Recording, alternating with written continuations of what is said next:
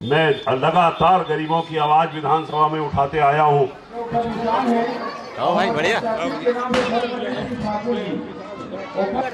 हमारे मंच के समक्ष कैसे अकेले करूं?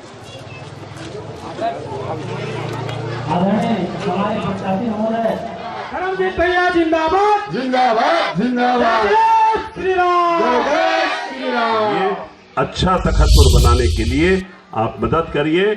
ये आतताई आतंकवादी सरी के लोगों को यहाँ से रवाना दीजिए। उत्तर प्रत्याशी धर्मजीत सिंह आज कैलाश नगर वार्ड में पहुंचे हुए हैं और वे नुक्कड़ सभा में जनता को संबोधित कर रहे हैं और अपनी बातें रखकर अपने पक्ष में मतदान करने के लिए जनता से रूबरू हो रहे हैं।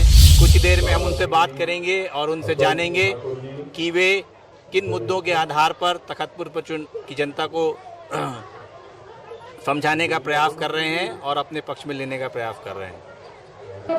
लगातार आप तखतपुर में विकास की बात कर रहे हैं, तो पिछले 20 सालों में आपने लोरमी में विकास किया, तो ऐसी क्या बात आन पड़ी कि आपको अपना विधानसभा क्षेत्र बदलना पड़ा? देखिए, लोरमी मैंने जितने बड़े बड़े काम किए हैं तखतपुर में है नहीं। मैं 2 4 5 उदाहरण भी बता देता हूँ जी।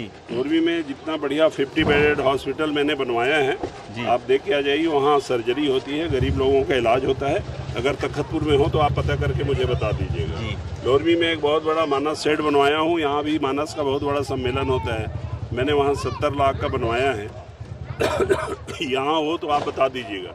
लोरमी में मैंने एकलव्य विद्यालय बनवाया है रेसिडेंशियल, अगर यहाँ हो तो बता दीजिएगा। लोरमी में मैंने कबीर भवन बनवाया है 2.25 करोड़ रुपये का, अगर तखतपुर में हो तो ज़रा ये बताइएगा। मैंने लोरमी में एक ही सड़क 80 करोड़ की बनवाई है, लोरमी से लेकर के जरहा गांव की। यदि यहाँ हो तो ज़रा विधायक महोदय से पूछ के मुझे बता दीजिएगा। इतना लेकिन मुझे नरेंद्र मोदी जी के आदेश से तखतपुर में चुनाव के लिए आना पड़ा है और मैं तखतपुर की जनता का विश्वास अर्जित करूंगा, क्योंकि तखतपुर से मेरा बहुत ही पुराना संबंध रहा है और मुझे विश्वास है कि यहाँ की विधायक महोदय के भय आतंक और अत्याचार से जनता त्रस्त है, उनको हटाएगी और मुझे अपना आशीर्वाद देगी। इतना अपार जन समर्थन आपको मिल रहा है, लोग बड़ी संख्या में यहाँ इकट्ठे हो रहे हैं, तो क्या आपको लगता है कि ये जो है वोट में तब्दील होगा?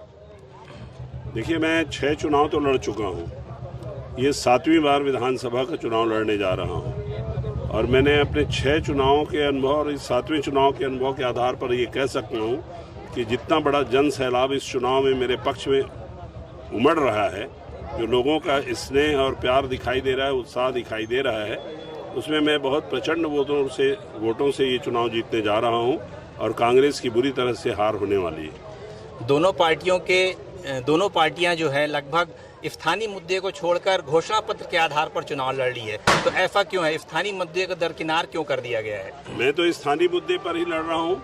यहाँ की विधायक के आतंक, भय, भ्रष्टाचार और अहंकार के खिलाफ लड़ाई लड़ रहा हूँ। तखतपुर में उन्होंने भय का वातावरण बनाया हुआ है। तखतपुर में कमीशन खोरों का बोलबाला है। तखतपुर के ठेके भी उनकी मर्जी से मिलते हैं। रेत और खेत का झगड़ा है, हम खेत वालों की तरफ हैं, वो रेत वालों की तरफ है, तो रेत और खेत के झगड़े में खेत जीतेगा। धन्यवाद। धर्मजीत सिंह जी के द्वारा तखतपुर में भी धुआंधार प्रचार किया जा रहा है। इस दौरान आज उन्होंने बेलफरी, देवांगनपारा, कैलाश नगर आदि जगहों पर भी जनता से रूबरू हुए और अपनी बात जनता के समक्ष रखी। यहाँ भी उन्होंने भाजपा द्वारा घोषणा पत्र में की गई योजनाओं की जानकारी दी। साथ ही साथ महिलाओं को, विवाहित महिलाओं को हर महीने 1000 रुपये की राशि जो सरकार के द्वारा दी जा रही है उसके बारे में बताया और उनसे इसका लाभ लेने के लिए भाजपा के पक्ष में मतदान करने की अपील की।